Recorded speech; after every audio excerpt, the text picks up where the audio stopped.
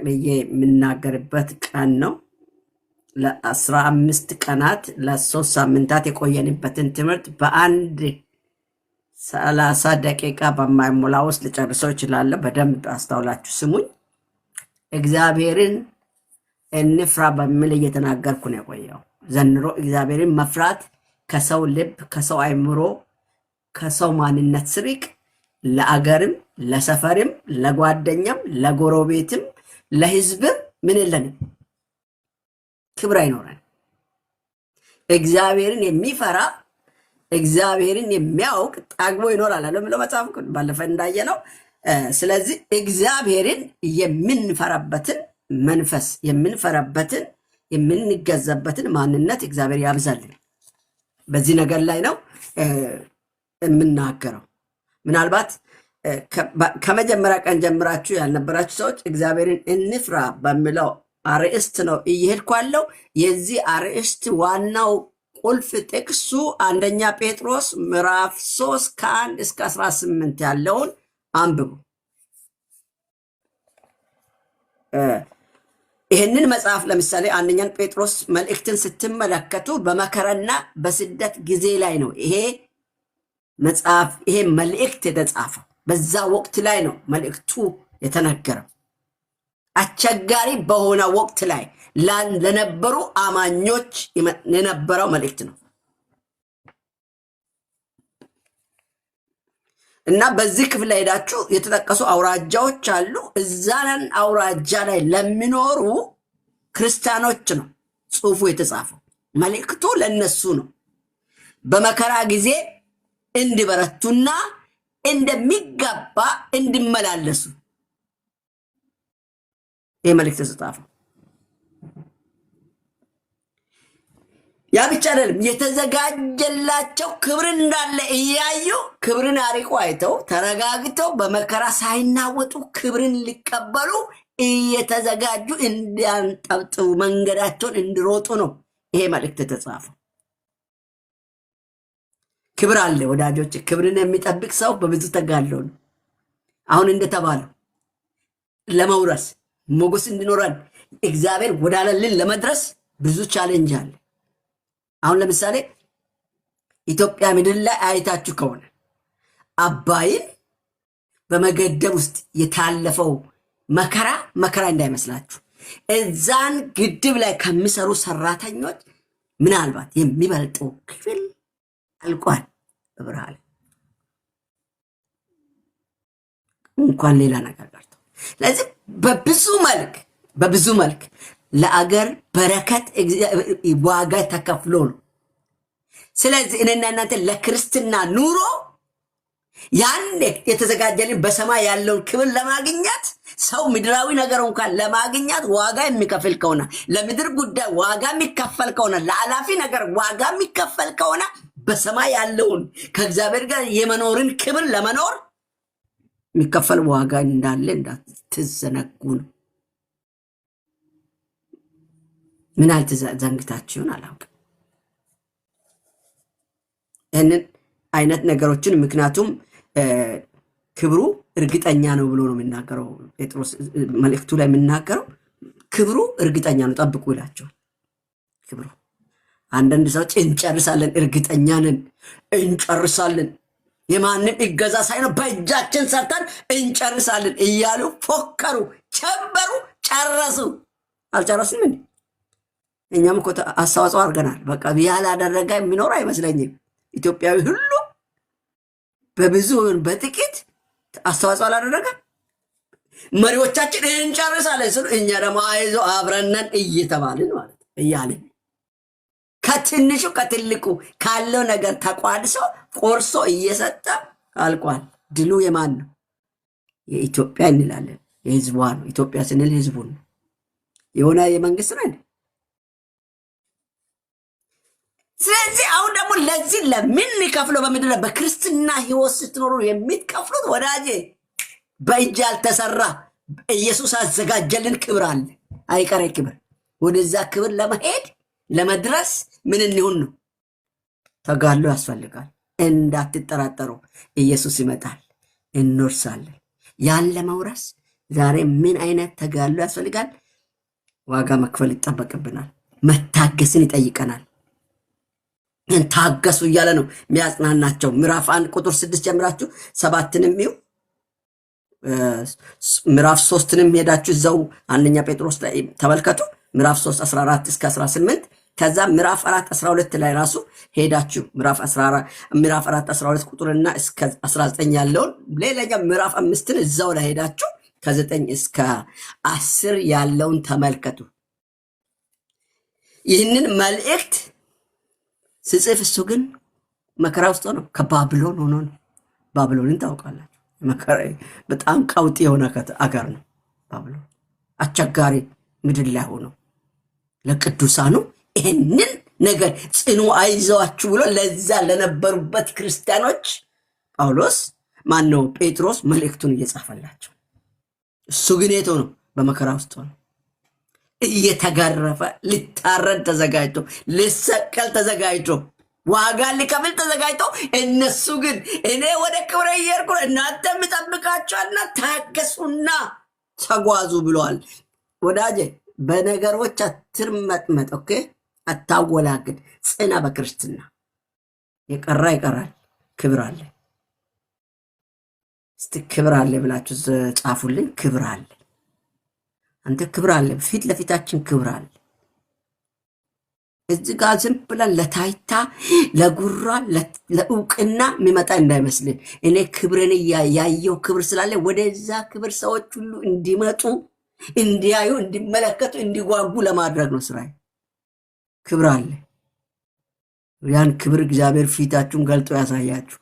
ያለው ክብር እኮ ደስ የሚል ነው። አንዳንዱ ቅጀታ ሙላ እንኳን ምንም ሳያንስ ሲኦል ገብቼ መጣሁ እንዲህ መጥቼ መጣሁ ይለዋል እኮ። አንተ ለእኔና ለአንተ ቃሉ ያሳየን ኢየሱስ የነገረን በእጅ ያልተሰራ ስፍራ አለን። ረፍት ያለበት፣ ደስታ ያለበት፣ ሰላም ያለበት፣ አምልኮ ያለበት፣ ክብር የምንሰጥበት፣ ቀና ስንል ሌላ ክብር የምናይበት፣ ምንም በቃ እንደ ድሮ ስራ የለ ካልሰራ አልበላ ብሎ ነገር የለም። ሁሉ በሁሉ በሆነበት ያ ክብር ይጠብቃል። ለዚህ ክብር ዋጋ ክፈል። አሁን ባለበት ስጋይን በጥርስ ነክሰህ ይህንን አይነት ነገሮች ነው። ሰው እግዚአብሔርን በመፍራት ሲገኝ የመጀመሪያ እግዚአብሔርን ይታዘዛል ብሎ ነው የምናገረው። እግዚአብሔርን የምንታዘዘው መልካም የሆነውን በማሳየት እንታዘዛለን። በጎ የሆነው ክፍሉን ሄዳችሁ እናንተ አንብቡ። ቁጥር 1 ላይ እንደዛ ነው የሚለው። ቁጥር 2 ላይ ደግሞ ስትመለከቱ የማይገባውን ልቅ የሆነውን ነገር ሁሉ በመቶ ነው የሚለው። እንታዘዛለን። በቃ አታደርግ፣ አትግባ፣ አትቅመስ፣ አትብላ ያለውን አትበላም ማለት። አዳም ከዛ ክብር የጎደለው ከዛ ገነት የወጣው ወደ ውጭ የተጣለው አርሶ ጥሮ ግሮ እንዲበላ ያደረገው ምድርን ያስረገመው አትንካ ያለውን በመንካቱ ነው።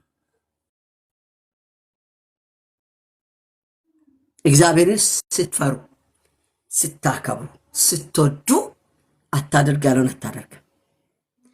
መጽሐፍ እኮ ኃጢአት አይልም እኮ። ኃጢአት እኛ ነን ኃጢአት የምንለው። አሁን ዘፈን ኃጢአት ነው አይልም መጽሐፋችን። ዘፋኝ የእግዚአብሔርን መንግስት አይወርስም፣ ይጠለዋል ማለት ነው። ስለዚህ በዘፈን ቁጥር ሁሉ የእግዚአብሔርን መንግስት የእግዚአብሔርን ሕግ እየጣስክ ነው። አትስረቅ ብሏል። ስትሰርቅ ሕጉን እየጣስክ ነው።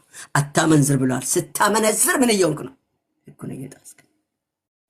አትግደል ብሎ ሳለ የምትገድል ከሆነ ፍቺ ይጠላሉ እያለ ሰዎች የሚፋቱ ከሆነ በእግዚአብሔር ሕግ ላይ እየተላለፉ ነው። እግዚአብሔርን እየተቃወሙ ነው ማለት ነው። ዘራፍ ይህንን እምቢ የምንኖራ እግዚአብሔርን እንታዘዛለን። የመጀመሪያ ሰው እግዚአብሔርን ሲፈራ እግዚአብሔርን ይታዘዛል። ሁለተኛ መንፈሳዊ ህብረትን ይጠብቃል።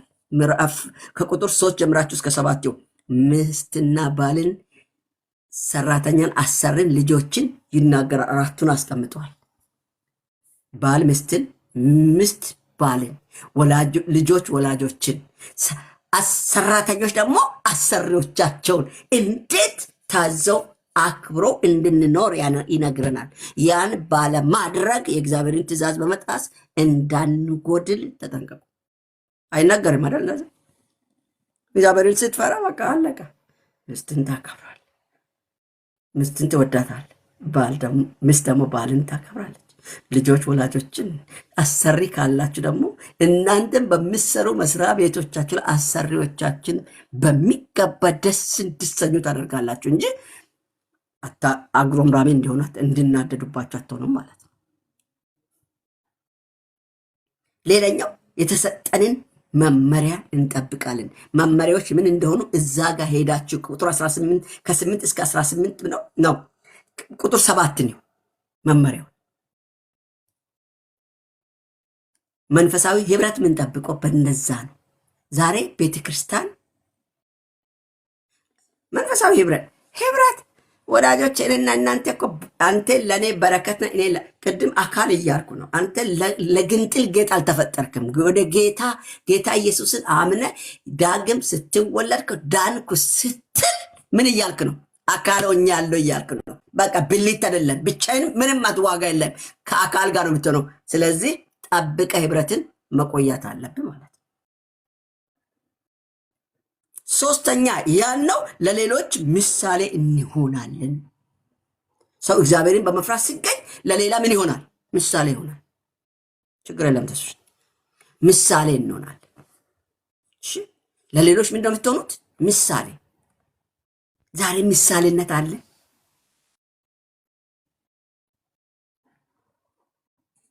አንዳችን ለሌላችን መልካም ምናደርግ ነው የምንሆነው። ምሳሌ መሆን ዛሬ አንተ እየተበጫጨቅን ነው እኮ ያለ ነው፣ እየተበላለን። ከኔ በለጠ እንዴት አባቱ ይበልጣል፣ እኔ በልጠዋለሁ በሚል ውድድር ላይ ነን ያለ ነው። ክርስቶስን ለማስከበር ሳይሆን ክርስቶስ በእኛ እንድታይ ሳይሆን የምታይ እናሳያለን ነው። ኢየሱስ እየታየ ነው። ኢየሱስ የሆነ ነገር አካል ለብሶ በሆነ ነገር መስሎ አሸንጉሊት መስሎ አይታይም። ወዳጄ በእንቴ ሰው ክርስቶስን ያያል። ይኸውላችሁ በኢየሱስ አብን አየን አይደል? በክርስቶስ ነው አብ የታየ። አብን ምንነቱ ማንም መላየም፣ ግን በኢየሱስ አየ ነው መጽሐፉ እንደሚያሳየን። ኢየሱስ አብን አሳየ። በእኛ ደግሞ ኢየሱስ ልታይ ዘንድ ይፈልጋል። ታሳያለህ ወይ? ይታያል። በአንተ ላይ ክርስቶስ እየታየ ነው። ይታያል። ሚታይ ማለት እየታየ ነው። በእኔና በአንተ ኢየሱስ ይታያል።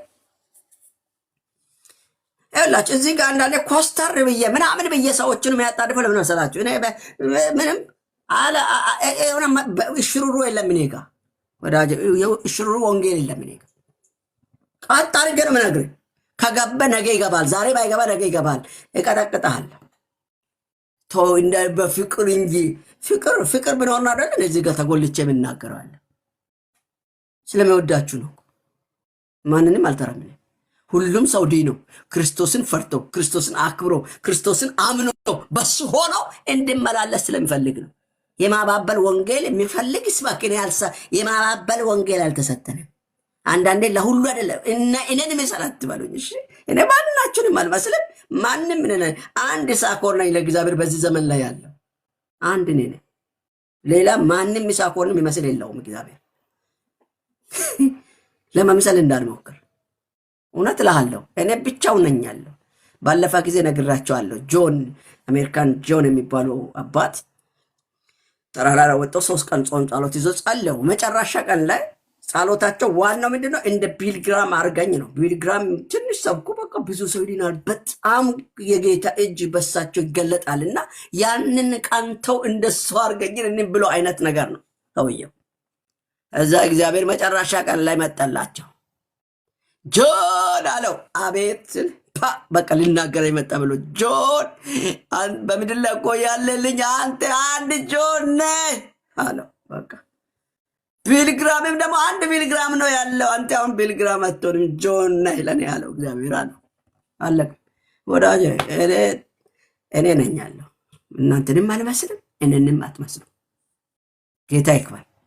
ስለዚህ ወዳጆች እግዚአብሔርን በመፍራት የሚኖር የሚገኝ ሰው ለሌሎች ምሳሌ ይሆናል። ለሌሎች ምሳሌ የምንሆነው አንዳችን ለሌላችን መልካም በማድረግ ነው። ክፉ አናደርግ። ክፉ የምታደርጉ ሰዎች ተጠንቀቁ። ክፉ አሁን ለምሳሌ እኔ ጋር የሆነ ሰሞን ላይ አንዳንድ ወንድሞቼ ሌሎች ቢያደርጉ ምንም አይቆጨኝም። አንዳንድ ወንድሞቼ ሪፖርት ያደርጉ ነበር። ማአት ሪፖርት ነው ያደረጉብኝ።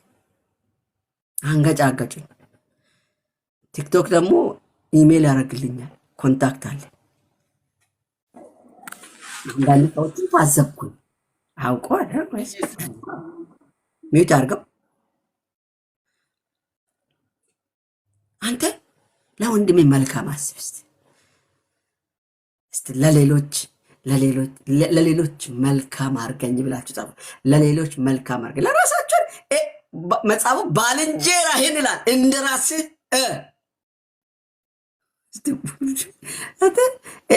የንተን እጅ የንተን ጥፍር አይተ እንዴት እንደምታስተካክል እጆችን ምናምንን ያንተ የሆነውን ነገር እንዴት እንደምታይ እንደምትንከባከብ እንዲሁ ወንድምህን እንድትወድ ዘንድ መጽሐፉ ያዛል። እግዚአብሔርን ከፈራ ይሄን ነው የምትሆነው። ከኔ ወንድሜ ይሻላል በሚለው ነው የምትሄደው። ሌላኛው የምናደርገውን በትህትና በማድረግ እንመላለሳለን። ትህትና ሲባል መቅለስለስ አይደለም። ይሄ ሞገስ ለማግኘት ቦታ ለማግኘት እሱ እኮ የተባረከ እንድትባል ማለት አይደለም። ትህትና ትክክለኝነት ነው ትህትና። ስለዚህ ይሄንን ሶስት ነገር ረግጬ ከተናገርኩ በኋላ እግዚአብሔርን ደስ የሚያሰኘው ሰው እርሱን ስፈራ ነው።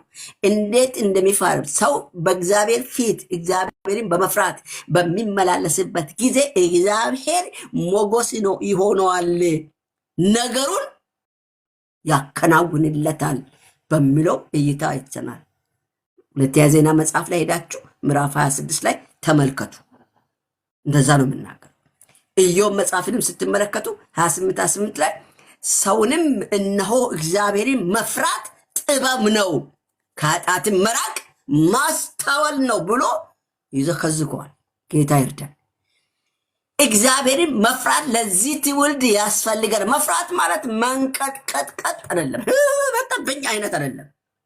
ያለውን አድርጎ መገኛል። ለነገስታት ነገስታትን ስንፈራ እናከብራቸዋለን። መመሪያቸውን ሐሳባቸውን እንሰማለን። ጥሩ ካልሆነ ደግሞ በፍቅር ልክ አይደለም ይሄን ነገርንስ እንዲህ አይታሉ ብለን የምንናገር እንሆናለን። ካልሆነ የምንጸልይ ነው። ይወጋ፣ ይመታ፣ ይውደቅ፣ እግዚአብሔር ያጥፋው፣ አይኑ ይጥፋ አንልም። ቤተክርስቲያን ውስጥ ያለው ይሄ ነው። ስለዚህ እግዚአብሔርን እርሱን በመፍራት እንዴት እግዚአብሔርን መፍራት እግዚአብሔርን መፍራት ምንድን ነው? አራት ነገሮችን ላመልክታችሁ። አራት ነገሮችን በደንብ አስተውላችሁ ስሙኝ። እግዚአብሔርን መፍራት ምንድን ነው? አንደኛ ከኃጢአት መራቅ ነው። ከኃጢአት መራቅ ከኃጢአት ስለ መራቅ መጽሐፍ ቅዱስ ዘጸአት 20 ላይ በደንብ አድርጎ ቁጥር 20 ምዕራፍ 20 ቁጥር 20 ላይ የሚናገር ቃል አለ። እግዚአብሔር ሊፈትኗችሁና ኃጢአትንም እንዳትሰሩ እርሱን መፍራት በልባችሁ ይሆን ዘንድ መጥቷልና አትፍሩ። እሱን ትፈሩ ዘንድ እሱ ወዴት መጥቷል? ወደ ልባናችሁ መጥቷል።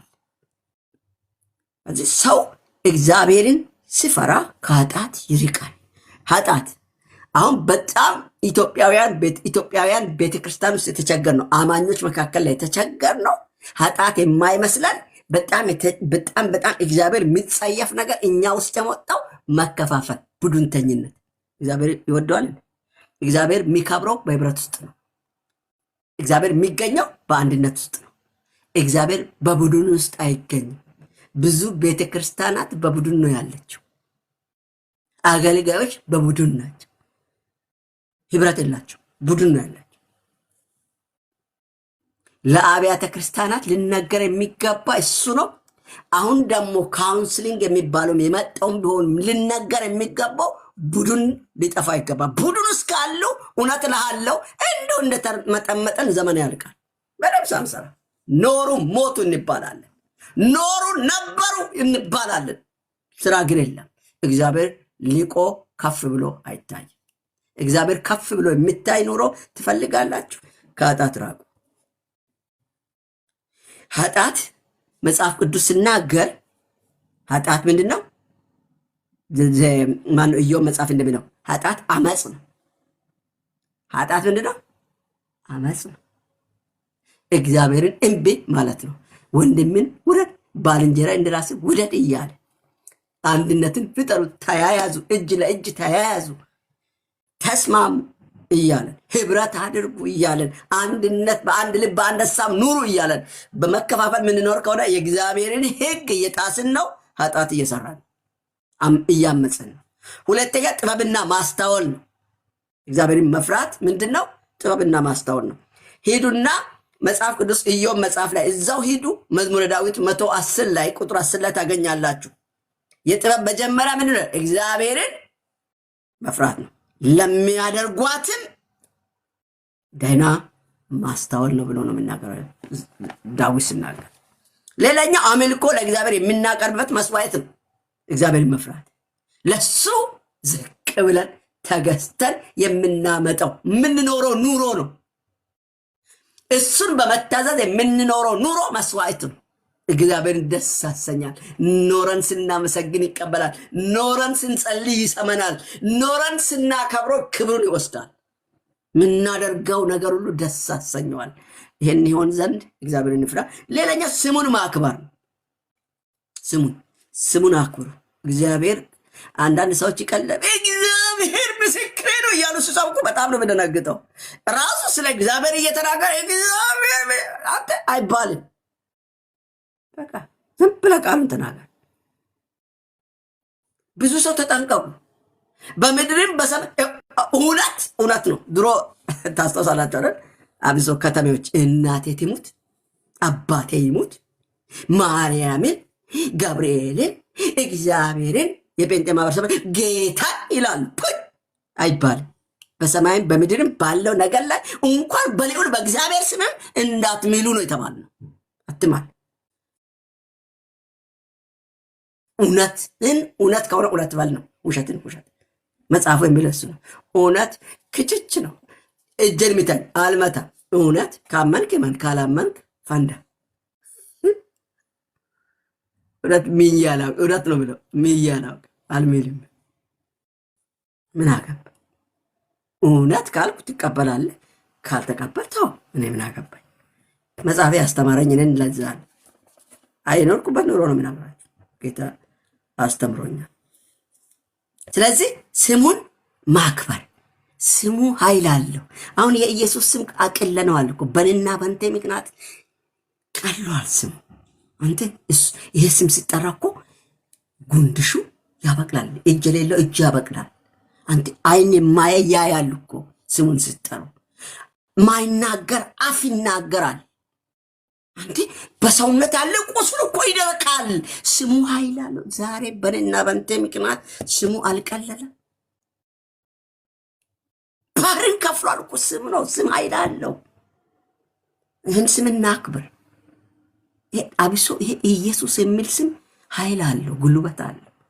እውነት ላለው አጋንንት ሲወጣ ሂድና የሆነ ጉባኤ ላይ አጋንንት እንደታየ ከታወቀ በእግዚአብሔር ስም በልና ሞክር። አይወጣልህም፣ አይጮህም።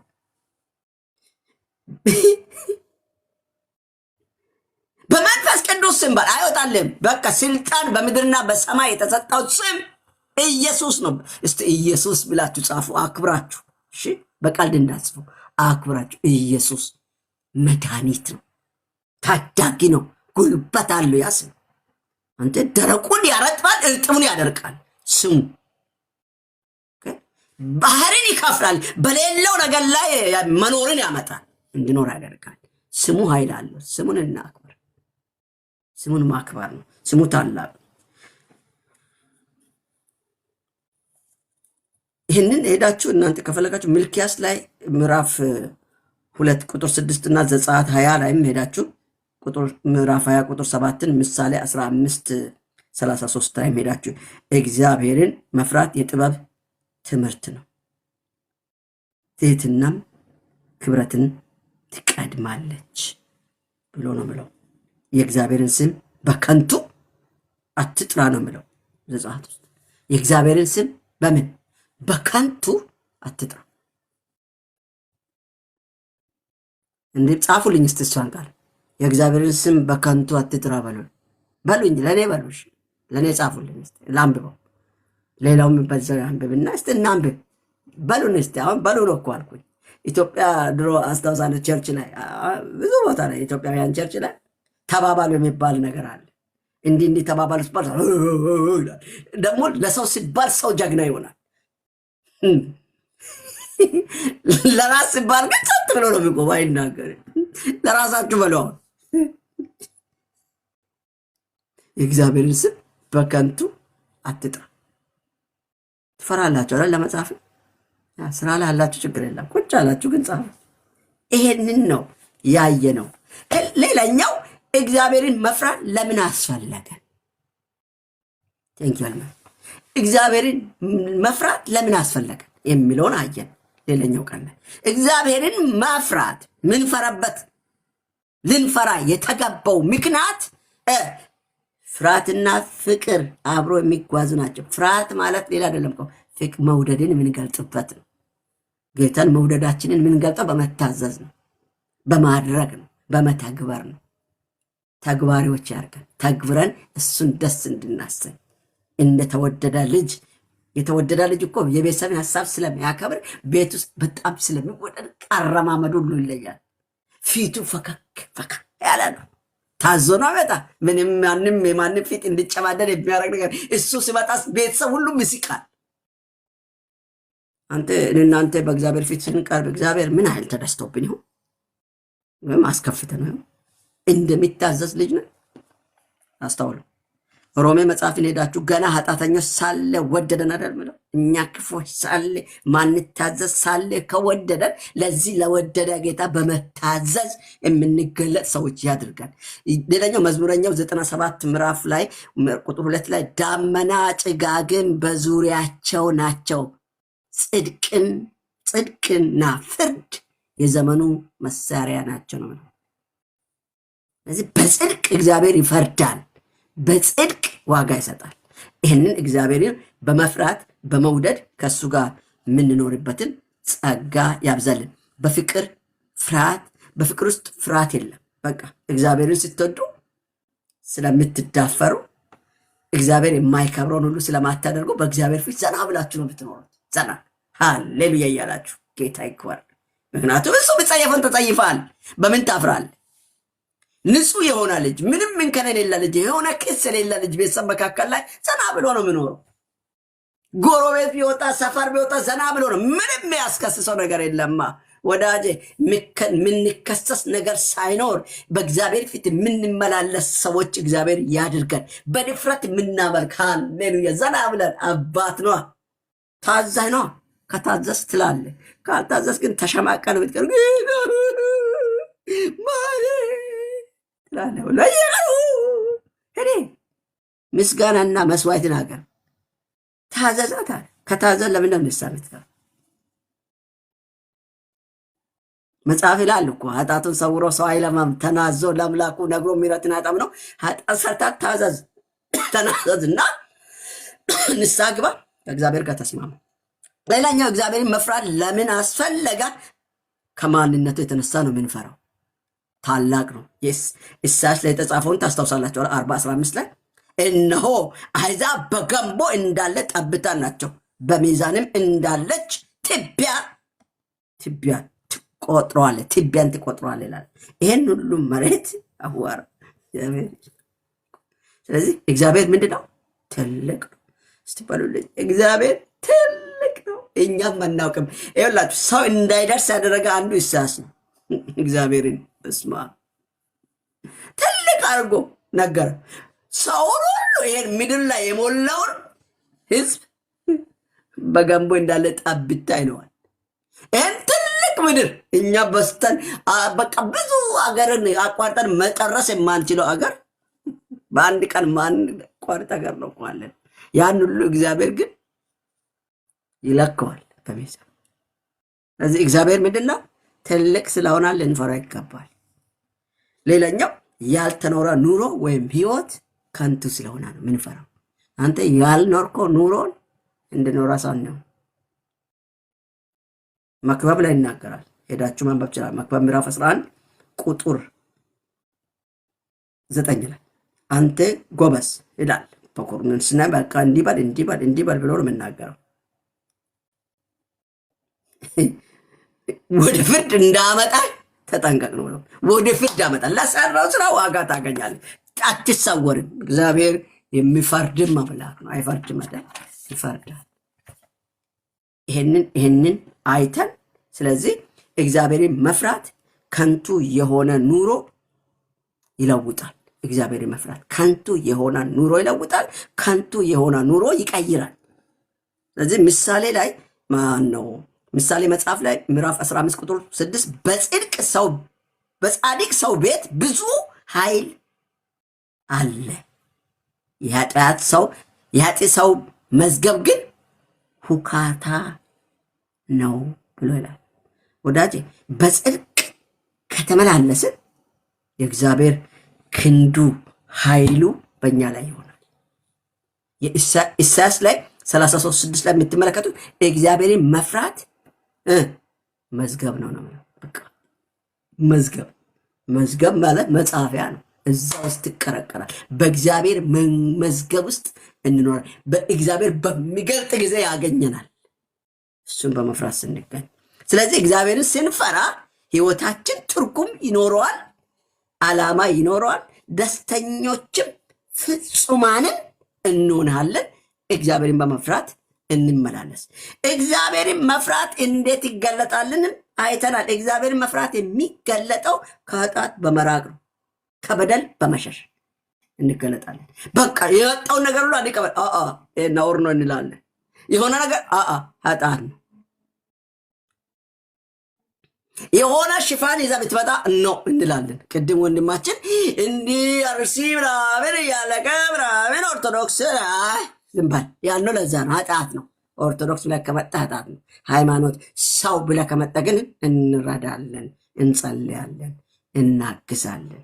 እኛም አብረን እንወርድና ለማንሳት እንጸልያለን። አለ ቡድንተኛ ሆነ ከመጣ ይመታሃለሁ። እግዚአብሔር የማይከብርም እኔም አልቀበልም። ከኃጢአት ሰራ ይላችሁ ዘፍጥረት ላይ ያለውን ዘፍጥረት መጽሐፍ ላይ ዘፍጥረት 39:9 ላይ ዮሴፍ እንዴት እንደሸሸት አላችሁ። አሁን ብዙዎቻችን ጃኬቱን ጥሎ ብለን አማርኛው የምናሳምረው ያኔ ጃኬት የለም፣ ዘርፋፋ ቀሚስ ነው የሚለበሰው። ነገስታት፣ የቤተ መቅደስ ሰዎች ብቻ ናቸው የውስጥ ልብስ ጨምሮ የሚለብሱት። ሌላ ሁሉ የውስጥ ልብስ የለው። አሁኑ ፓንት የምንለው የላቸው። ለካህናትና ለነገስታት ይሰጣል። የሆነ ነገር ቢሆነው ቢዘሉ ዳዊት ለዛ ነው ራቁትን ቢቀር እንኳን ብሎ አለ። ለማንኛውም መሸፈኛ ነበረ እሱ። አደራችሁ ዮሴፍ ዘርፋፋ ቀሚስ ነው የለበሰው። ሴትዮዋ አፈፍ ብላ ስትይዘው ራቁቱን ሌጣውን ነው የወጣው አደባባይ ላይ። በስመ አብ ነውር ነው እኮ። የባሰ ነውር ውስጥ ገባ። ራሱን ራቁቱን መንገድ ላይ ወጣ። ከሴትዮ ሸሽ ጎዳና ላይ ወጣ። ተያዘ። ወደው አፍሰው ነው እኮ እስር ቤት አስገቡት። ለምን እንዳታ እብድ ነው እንጂ ጤናማ አይደለም። በቃ ከእግዚአብሔር ጽድቅ ጋር ራቁትነት ይሻላል። ባዶን ቢቀር ራቁት እያንተ ዮሴፍ ኢየሱስን ነው እኮ ያሳየው። እንዴ ኢየሱስም እኮ ጋርፉት፣ ልብሱን ጋፉት። እናት የወለደችው ራቁቱን ሌጣውን ነው መስቀል ላይ የሰቀሉት ፈረንጆቹ። ያ ፈረንጁ የተሰቀለው መስቀል ላይ የምናየው ግልድም አድርጎ ነው አይደል? የእኛ ኢየሱስ ግልድም የለው። የእሾህ አክሊል ነው በጭንቅላቱ የነበረ። ራቁቱን ሌጣውን ነው የተሰቀለው። ተዋርዶ ማለት ነው። ውርደት ነው። የተረገመው ዮሴፍ ይህንን ነው ያሳየ። ዮሴፍ የፈለገ ይሁን የእግዚአብሔር ጽድቅ ይበልጣል ብሎ ራቁቱን ነው የወጣው። ወዳጅ አይታችኋል። አገሩ ላይ ገዢ እስከመሆን ያኔ ለሸጡት ወንድሞቹ ለዛ ህዝብ ጥላ ይሆን ዘንድ መጋቢ ይሆን ዘንድ እግዚአብሔር አደረገው። ወዳጄ ከእግዚአብሔር ጋር ይሻላል። ከኃጢአት ራቅ። ይህንን ነው የሆነው። ሁለተኛ ያየነው እግዚአብሔር የሰጠውን ይኸውላችሁ፣ እግዚአብሔርን መፍራት እንዴት ይገለጣል? እግዚአብሔር የሰጠውን ተስፋ ባለመጠራጠር። እግዚአብሔር ምን ብሏቸዋል? ያለህን ነገር አትብቀያል። ዘንድሮ ነገሩ የምንባለው እግዚአብሔር ያላለው ሰው የሚለውን እንኳን አምናችሁ መንገድ ትወጣላችሁ። ትሻገራለህ፣ ትሄዳለህ፣ ይሳካልሃል ይሉና መንገድ ላይ ስንቱ ተበላ። እግዚአብሔር ትሻገራለህ ስል በራስህ እየሮጥክ ነው። ረጋ ባለ በኔ ጊዜ ነው የምትሻገረው እያለ ነው። በደንብ አስተውለ ስመኝ። ፈውስሃለሁ ስል እግዚአብሔር የነፍስ ነው የስጋ ይሁንም አላወቅም። ለሰውነት ጤና እያልክ የማይገባ ልትሆን ነው። በእኔ ጊዜ ትፈወሳለህ፣ ተረጋጋ እያለ ነው። አገልጋዩም መልእክት አምጪውን ችግር አለ፣ ተቀባዩም ችግር አለ። ገደል እየገባን ነው አብራን። ከዛ በኋላ በእግዚአብሔር ላይ እንላለን፣ እግዚአብሔርን እናማለን። አገልጋዩን እንደ እግዚአብሔር አድርገን አይተን መልሰን አገልጋዩን ሐሰተኛ የማለት ደረጃ ላይ የምትመጡት መጀመሪያ ሲሰሙ ሰውየውም መልእክት ሲያመጣ ጥንቃቄ ያስፈልጋል። በደንብ በግንዛቤ ስሙኝ። ተጠንቀቁ። የሚሰሙትን ከሚሰሙት ተጠበቁ። ወዳጄ ተጠንቀቁ። ለልባችሁ መሸት ታልፋችሁ እንዳትሰጡ ተጠንቀቁ። የእግዚአብሔር ቃል እውነቱ ግልጠቱ ከሌላችሁ የሚመጣ መልእክት ያርዳችኋል፣ ይገላችኋል። ብዙ ወንድሞቻችን የአውሬ ራት ሆነዋል እኮ ከአገር ቤት ቸርች ውስጥ ተጸልዮላቸው በቃ እግዚአብሔር ሂድ ብሏል፣ ትከናወነ ውጣ ተብሎ እግዚአብሔር ብሎኛል ብለው በሙያሌ በኬንያ በምናምን አድርጎ ጠረፍ ውስጥ የቀሩ ወንድሞቻችን ብዙ ናቸው። ወደ አረብ የሄዱት እህቶቻችን በጅብ የተበሉ ብዙ ናቸው። ኦኬ የአሞራ እራት የሆኑ ብዙዎች ናቸው በዓለም ዙሪያ። እግዚአብሔርን ሰምተን ወተን ያሉት ናቸው። ሰምተን ወተን ብለው በየአገሩ የሚንከራተቱ አሉ። ስላልሰሙ ነው መንከራተታል። እንኳን እግዚአብሔር ብሎ እንኳን ዋጋ መክፈል አለ። ትክክለኛ ድምፅ ስናገራቸው እግዚአብሔር ቆዩ በእንተ ጊዜ አትንቀጭቀጭ እያለህ ነው። አንተ አስተውለስ ምን ትሄዳለህ? ይሳካልሃል ስል በራስህ እንዳትሮጥ ተረጋጋ። በእኔ ጊዜ ነው የሚሳካል፣ ጠብቀኝ እያለ ነው እግዚአብሔር። እንደው ከጠቀማችሁ ብዬ ነው። ሌላ ነገር ከአገልጋይ ጋር እንዳላጣላችሁ ከአንዳንድ መገለጥ ከሚያመጡ ሰዎች ጋር። እነሱንም ነቢያት ትላላችሁ እናንተ። እነሱም ነቢያት አይደሉም።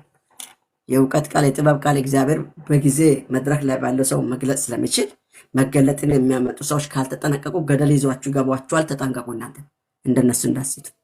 አንድ ወንድም ነበረ ገና መነሻው ላይ ነገሩኝና ካሴቶቹን አየሁት። ካየው በኋላ መልእክቱን ራሱ አምቶ ራሱ ይንቦራጨቃል መድረክ ላይ በቃ ከዛ ይዘላል ይሮጣል።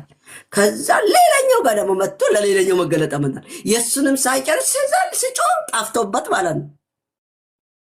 በቃ ሳይጨርስ ሰው በተረመዳም በአንድነት ሆኖላቸዋል ብሎ ወደ ውስጥ ይገባሉ ሰዎች። አሜን ብሎ ደግሞ ሲገቡ እውነት ነው ለእግዚአብሔር መታችሁ ትመሰክራላችሁ ይላል። ከዛ ሰውየው ጋር ደወልኩ ነገርኩት። በጣም ነው የተቆጣኝ። እኔም ተቆጣሁት። በቃ እኔ እናንተ እንነጋገር አልኩት። ረጅም ሰዓት ነው።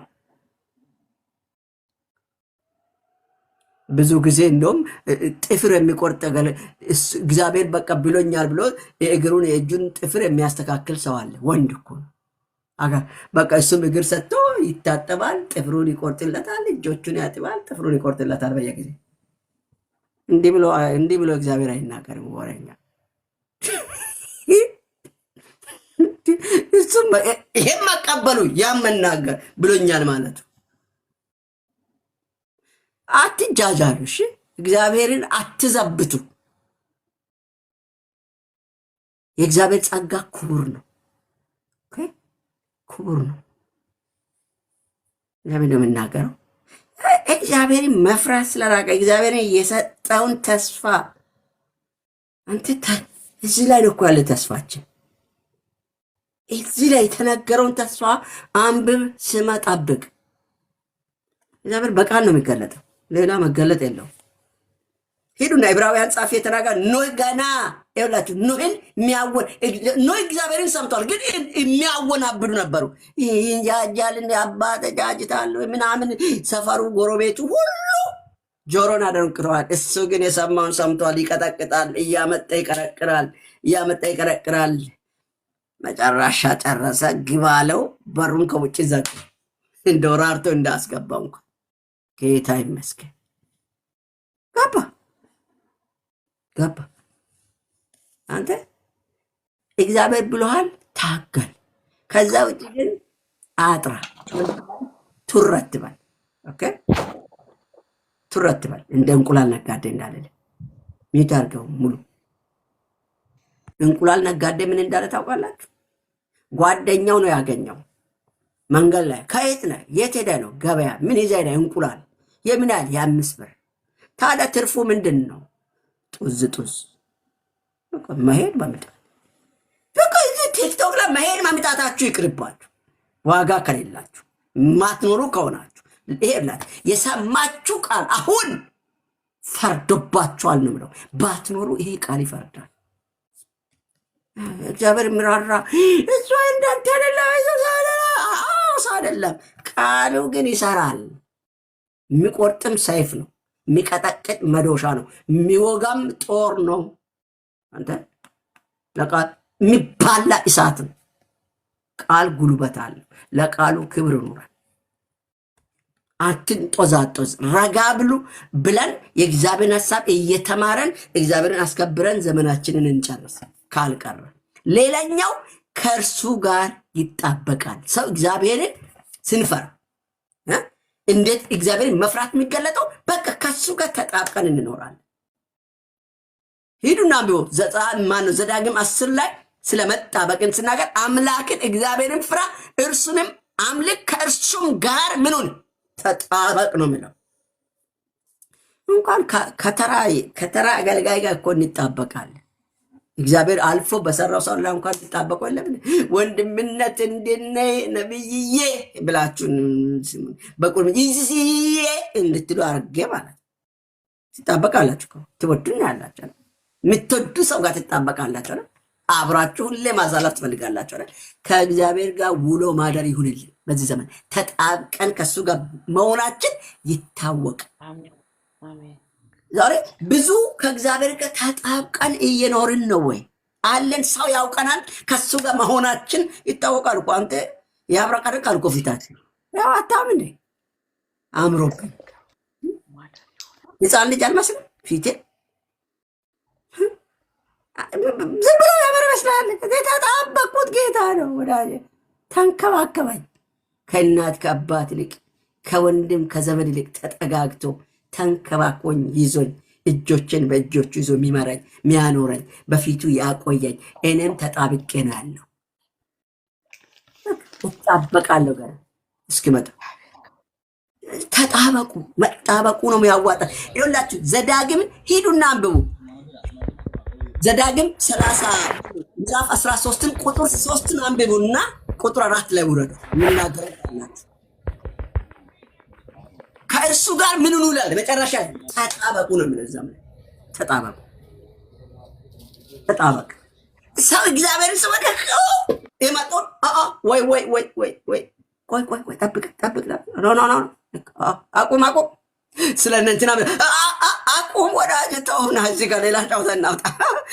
ስንት ኢየሱስን የምናወራ እያለ ስለነንትና እንድናወራ ያደርጉናል እኮ ብዙ ጊዜ። አውርተን የማያልቅ የኛ አዳኝ ኢየሱስ መጽሐፉን ብናወራ እኮ ማያልቅ መጽሐፍ ነው እኮ የተሰጠን ብለን ቀጥተን የማያልቅ። ስለዚህ ከእግዚአብሔር ጋር ዘመናችሁን ተጣብቃችሁ ጨርሱ ወዳጆች። መጣበቅ የበለጠ ወደ እግዚአብሔር መጠጋት ማለት ነው። ወደ እግዚአብሔር ከትናንት ይልቅ ከባለፈው ጊዜ ይልቅ እግዚአብሔር አሁንም እንድንጠጋ ፈልጎ ነው እየነገረናል። ወደ እግዚአብሔር መጠጋት ይሆናል። ልብ በሉ። ከፊት ይልቅ ከኃጢአት ጋር ከሀሳብ ይልቅ መጣበቅ ስንል ከሀሳቡ ጋር መግባባት መስማማት፣ ከፊት ይልቅ ወደ እርሱ መቅረብ። አንተ ሰው እኮ ይሰለቸናል አይደል? አንዳንዴ ባልና ሚስት ነው ብዙ ጊዜ የምንመስለው። እጮኛ እናንተ ኖራችሁ ስለሆነ ታውቃላችሁ። እኛ እጮኝነት ጊዜ ብዙ አላሳለፍኩም። አብሬ የሚያሳልፍ ጊዜ ስላለ በስልክ ነው። አልፎ ነው በቃ። ሌሎችን ስናገር ስለነበረ ራስን ጠብቄ ማለት ነው። ማማዘዝ የለም። ደህና ነሽ ሁሉ ሰላም፣ ቤተሰብ ሰላም ነው። በቃ ስራ ነኝ። ቻው። የምትነግር ነገር አለ? አይ ምንም። በቃ ቻው። ዋና ሰላም አለ። እጅ ያገባት መጠን እንኖራለን። ጌታ ደግሞ ልጅም ሰጠን።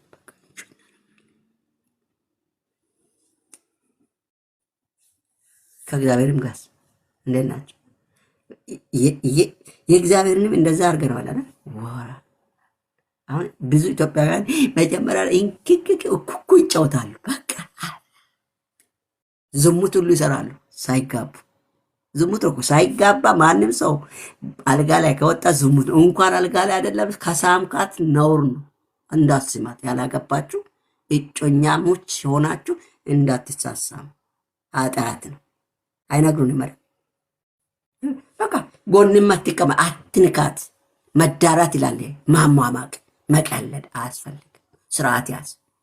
ፊት ለፊት ወንበር እሷን በዛ ቁጭ ብላ በቃ አይኗን እያየ አውራ።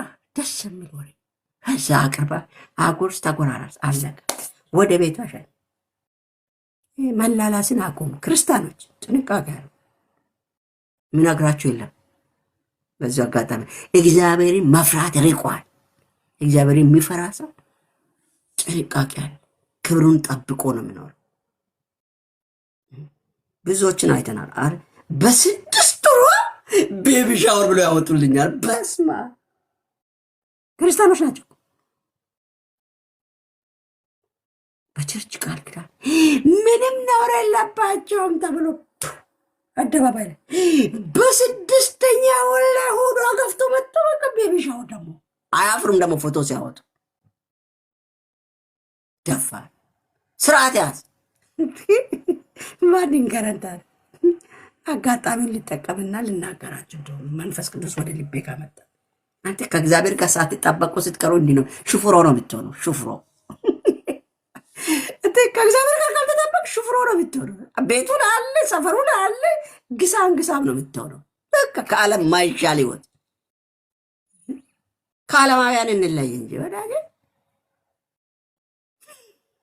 ታዲያ ከእግዚአብሔር ጋር የተጣበቀ ሰው ይለያል፣ ልዩ ነው የሚሆነው። ሌላኛው ከሰው ይልቅ እግዚአብሔርን ይታዘዛል። እዚህ ጋር አዋላጆች አሉ። ዘጸአት ምዕራፍ 1 ሄዱና አዋላጆችን ንጉሱ አዘዛ። በዚህ ከተማ ላይ በዚህ አገር ላይ አለና ነገራቸው። የሚወለዱትን እርጉዞች ሊወልዱ የደረሱትን ሁሉ ስታገኙ ስታዋልዱ፣ ሴት ከሆነች በሕይወት ትኖር፣ ወንድ ከሆነ ግን ግደሏቸዋል። እነሱ እምቢ ነው አሉት ንጉስን። ጠቅላይ ሚኒስትር አብይ አሁን መጥቶ በቃ ጴንጤዎች ተነሱና ጻሉልኝ እንዲያሩ ከኔ ጋር ቁሙ፣ እኔ እናንተን ልመታ ነው ብል ትተባበራለን? ራሱ ነው የሚገጨው። ዝም በል እለዋለሁ እኔ ማለት አልታዘዝም፣ አልመጣም። ሄጄ ስለሱ ብዬ ተው ነው የምለው። ተው ከቻልኩ ተው እለዋለሁ። አሊያ እሱ ስላለ ብዬ አልሮጥም። ጌታ ይባርከኝ። ቸርች ውስጥ እንትና እኮ እንዲህ ነው ብለው ካመጡኝ ሰማቸዋለሁ፣ ጨርሳለሁ። እና ምን ብለኸዋል? የሆነ ነገር ነግረው ነበረው። ታዲያ መጀመሪያ ነግረኸዋል፣ አናግረዋል እላቸዋለሁ ማለት ነው። ወዲያው ነው የምጠይቃቸው። አይ ታዲያ ለምን እኛ ጋር ታወራለህ? መጀመሪያ እኔ አልሰማሁም። ለምሳሌ ለምን እሱን እንድሰማ ታደርገኛለህ? ጨርሰ እምቢ ብሎ ከሆነ አግዘኝ ብለን ንገረኝ። ኦኬ አብረን እስቲ እንዲህ አይነት ነገር ነግሬዋለሁ፣ ብዙ እንትን እያለ ነው፣ በቃ አብረን ሄደን ይህን ሰው እንምከር ብላይ ሀምታ ያኔ እንተባበራለን። ከዛ ውጭ ግን እሱ እኮ እንዲህ ነው እንዲህ የሆነ ነው ምናምን ብለህ አታወራ። ሰውየው ጋር ያላወራሁ እንዳታወራ። ሀሜት ነው። አሁን አየል ብዙዎቻችን እኮ የአደባባይ ሀሜተኞች ነን። ሰውየው በሌለበት ማውራት ማለት ነው አይደል? ሀሜት። እሱ አደባባይ ስላወራ ማውራት አለብኝ የምትሉ ሰዎች ስርዓት ያዙ። አይወራም። እሱ መለፍለፍ ይችላል። እስቲ አይባልም በሉ። ምን አባት ይላል? ይኸውላችሁ ዘጸአት ላይ ይህንን ብሎ ነው የሚናገረው። ሐዋርያ ስላም ጴጥሮስ እና ዮሐንስ ያሉትን ታውቃላችሁ። እግዚአብሔርን ከመስማት እናንተን መስማት ነው የምትፈልገው? አይሆንም አሉ። እኛ ምን ሰማ እግዚአብሔርን ነው አለ። ወንዳት አንተስ? ይህን የምንልበትን መንፈስ እግዚአብሔር ያብዛልን።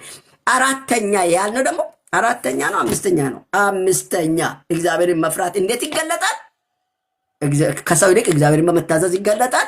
ሌላኛው ማማለጃ ወይም አንቀበልን ወይም ስልጣንን አንጠቀም። የተሰጠንን ነገር በአግባብ በስርዓት እንጠቀማለን። እግዚአብሔር የሰጣችሁን ጸጋ መብያ አታረጉ፣ ማለፊያ አታረጉ፣ መሾሚያ አታረጉ። አለቃ ለመሆን አትጠቀሙ። ታዋቂ ለመሆን አታደረጉ። በእኛ ላይ ማን ይታይ? በእኔ ላይ ከፍ ብሎ ልታይ የሚገባ ኢየሱስ ብቻ ነው። እኔም የኔ የሆነ ሁሉ የተሰወረ አይሁን፣ ክርስቶስ ብቻ በእኔ ይታይ። አዎ ይሄ ሰው ብለው ሰዎች ምን እያሉ ነው? ነህምያ ላይ አይታችኋል። ከእኔ አስቀድሞ የነበሩት አለቆች ግን በህዝቡ ላይ አክብደው ነበር ብሎ ነው የሚጀምረው። አክብደው ነበር፣ እኔ ግን አላደረኩም። በህዝብ ላይ በዛ ይሄን አምጣ ይሄን አምጣ አስራት ይሄን አምጣ እያሉ ያጨናንቃሉ ከኔ በፊት፣ እኔ ግን አላደረኩም። ሰው የፈለገው መሆን ይችላል። አንዳንድ ቸርቾቻችን ላይ እኮ ማስፈራራት ብዙ ነው እኮ። በቀዳዳ ኪስ እንደ መክተት ነው ታምቺ ኩኩባ ምናምን ብሎ አስፈራራት። በስማም ሰው ፈርቶ ነው የሚሰጠው። ወዶ አይደለም ወዳጄ፣ ወዶ ገብቶት አይደለም። እንዲገባ አስተምሩ። መጽሐፉ ምን ይላል?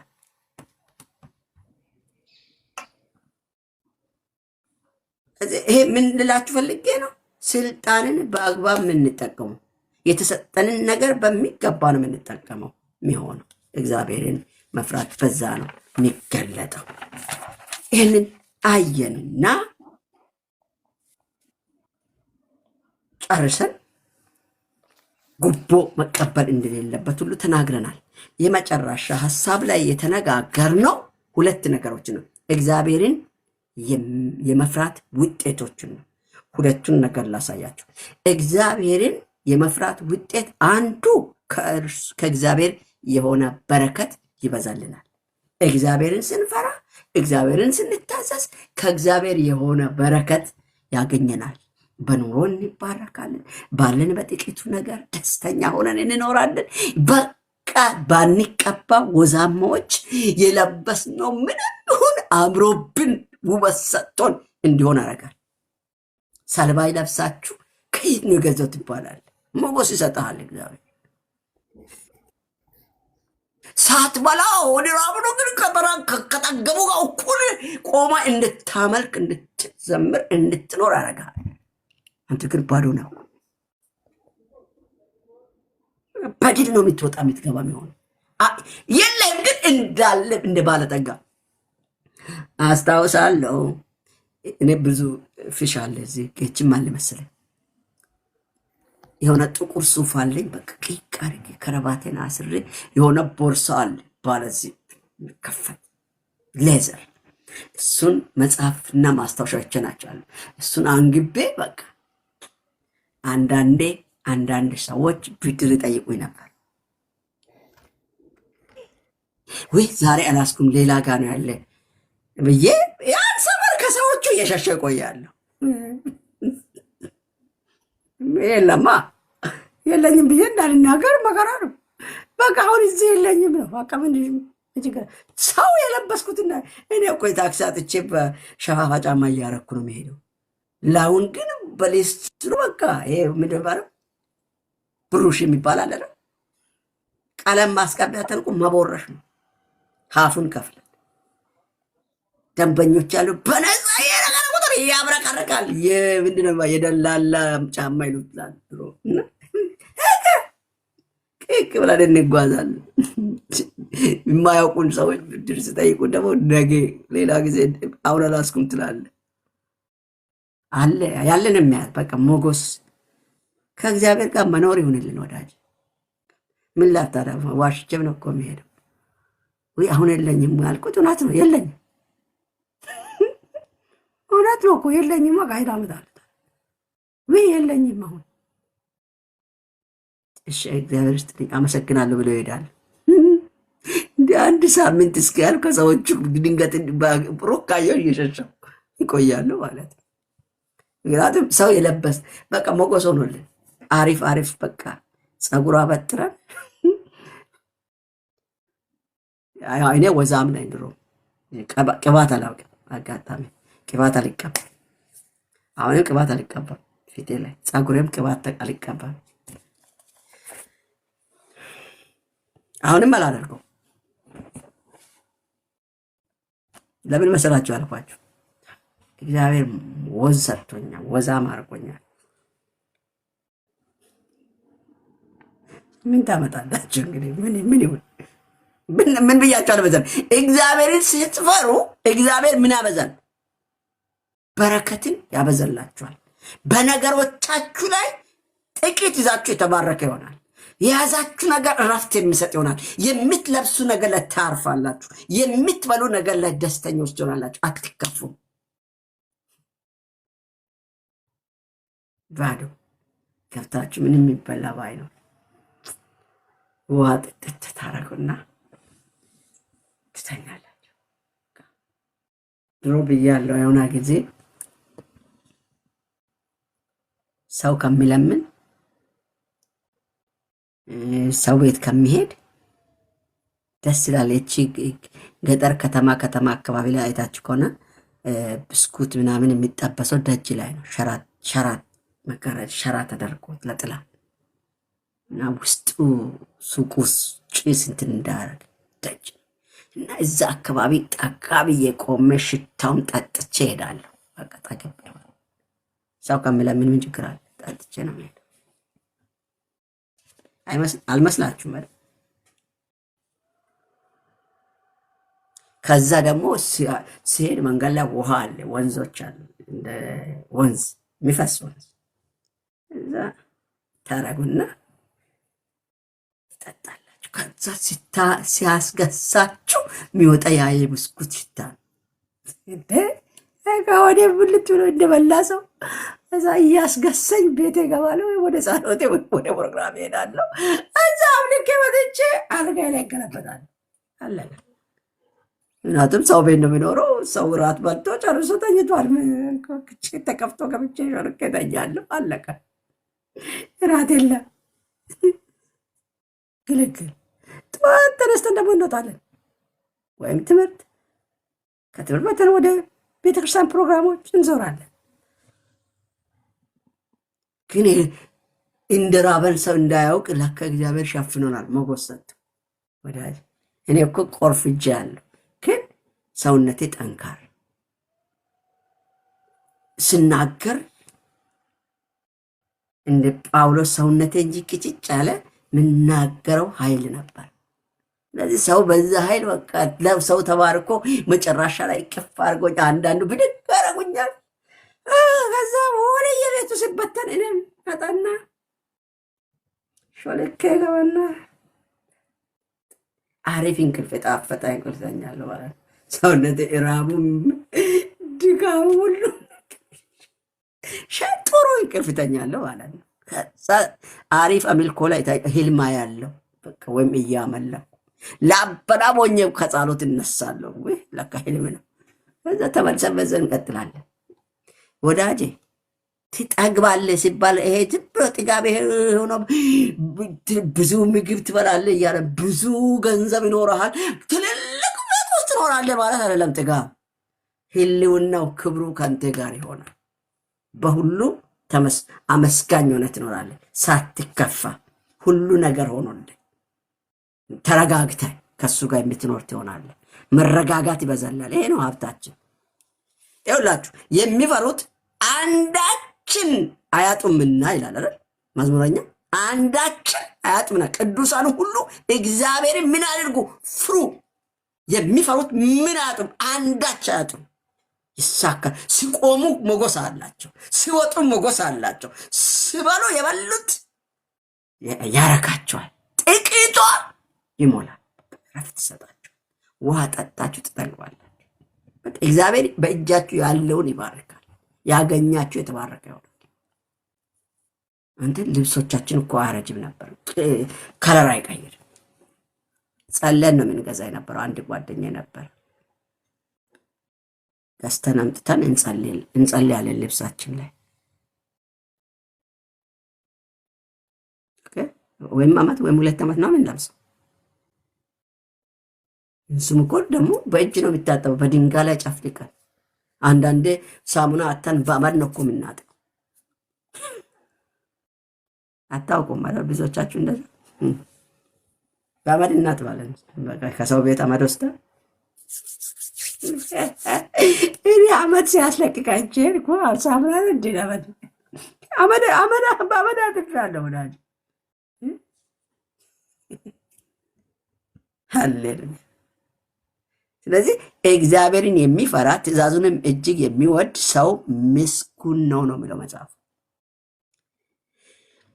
ይላችሁ እግዚአብሔርን ለሚፈሩት ምሕረት ይበዛላቸዋል፣ ጥበቃ ይሆንላቸዋል። በዛ ሁሉ ያ ሁሉ ጉዳት ያ ሁሉ ችግር እንዳይገለን፣ በሽታ እንዳያገኘን፣ ክፉ ነገር እንዳይመጣ፣ አይምሯችን እንዳይበላሽ ከልሎን በሰላም ደስ ብሎን እያመለከን እንድንኖር አድርጎናል። ጌታ ይባላል። የተጠበቀን ነው። ህይወት፣ ደህንነት ይበዛልናል። ዘመናችንንም እግዚአብሔር ያስረዝማል። ዘመናችሁ ጭምር ይረዝማል። ምን ከሆናችሁ እግዚአብሔርን ስትፈሩ ሄዱና መክብብ 8:12ንም ምሳሌ 19ንም ምሳሌ 14ንም ምዕራፍ አንብቡ። እግዚአብሔርን ደግሞ ሌላኛው ሁለተኛ እግዚአብሔርን የመፍራት ውጤት እግዚአብሔር ራሱ መምህር ይሆንልናል። ሰው እግዚአብሔርን ሲፈራ ማን አስተማሪ ይሆናል? እግዚአብሔር ያስተምራል። መዝሙረ ዳዊት ሂዱና እዩ ምዕራፍ 25 ቁጥር 12 ላይ እግዚአብሔርን የሚፈራ ሰው ማን ነው? በሚመርጠው መንገድ ያስተምረዋል። እሱ ራሱ በወደደ አቅጣጫ ይወስዳል። መምህር ይሆናል። ይህን አድርግ እንዲሁን እያለ ማንም የሚመራ ቢሆኑ እርሱ መሪ ይሆናል። እሱ መምህር ይሆናል። እሱ መሪሆ ይሆናል። በራስ አንዳች አትሆንም። የምትሆነው ሁሉ እሱ ያደርግላል። እንዴት እንድትሆን ያሳውቃል። በቃ በዛ እውቀት ውስጥ ኖረ ዘመን ትጨርሳል። እግዚአብሔር በዚህ እውነት እያንዳንዳችንን ያገኛል። ጌታ ኢየሱስ ይባርካል። ይሄ እግዚአብሔርን የመፍራት ምንነት ነው። እግዚአብሔርን እንፍራ። እግዚአብሔር በዚህ እውነት ይባርካችሁ። እንጸልያለን። አባቶ እናመሰግናለን። ክብር ለስም ይሁን። ስለተናገርከን፣ ስለመከርከን፣ ስላሳየህን እውነት ስለገለጥከው ስለ ቃልህ ግልጠት ትልቁ ስምህ የተባረከውን እናመሰግናለን። በእውነት እግዚአብሔር በዚህ ዘመን ላይ በዚህ እውነት ላይ ቆመን አንተን ደስ አሰኝተን እስከ መጨረሻ የምንሄድ ሰዎች አድርገን ይህን እንዳንሆን በመንገዳችን የሚቆም የትኛውም እንቅፋት ቢኖር ጸለይን። አሁን ከሰመነው እውነት ቃል የተነሳ ከፊታችን የተጠረገ ይሁን። መንፈስ ቅዱስ እያንዳንዳችንን ተቆጣጠረን። ባሪያንም ስለረዳኝ አመሰግናለሁ። ስለ ሁሉ ከፍ በል። በኢየሱስ ጌታ ስም ጸለይን፣ አሜን። የተባረካችሁ ናችሁ። ተባርካችኋል። ተባረኩ። የምትሉ ነገር ካለ ማለት ትችላላችሁ። ትምህርቱን ጨርሻለሁ። ከነገ በኋላ በኢትዮጵያ ሰኞ ማስመሰለኝ